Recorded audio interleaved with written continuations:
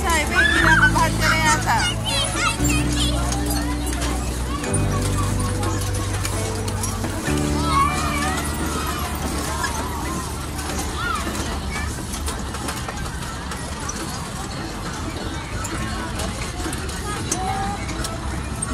Sarap din pala yung sakay lang, tapos siya ang driver.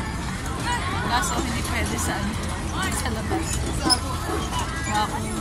Sa kanal kami pupulutin ito. Medyo malamig na dito sa Baguio.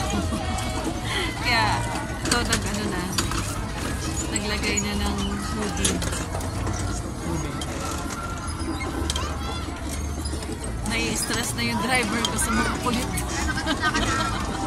Mga kasalubong. Anyway, since dumating ako, ito na yung pinakamaganda naming banding. Aray, ano ba yan?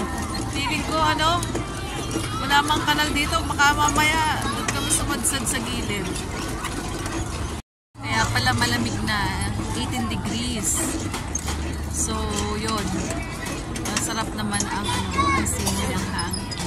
Kaya lang, hindi na ganun ka-practical magdala ng sasakyan dito sa Baguio. Sobrang traffic, as in.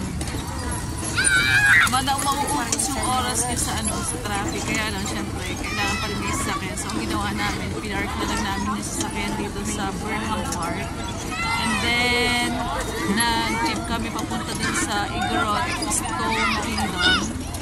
And then, after that, nag-jeep na lang kami. Kasi kanina taxi pupunta doon. Tapos, nag-jeep na lang kami yun. Tapos, yun, lakad-lakad. Tapos, doon na lang kami kumain sa SM sa Purple Pad Thai. Okay naman, masarap naman yung food. So, kahit paano, mabilis lang kami dito sa Baguio kasi bukas na lang kami. Pero, it's enjoyable.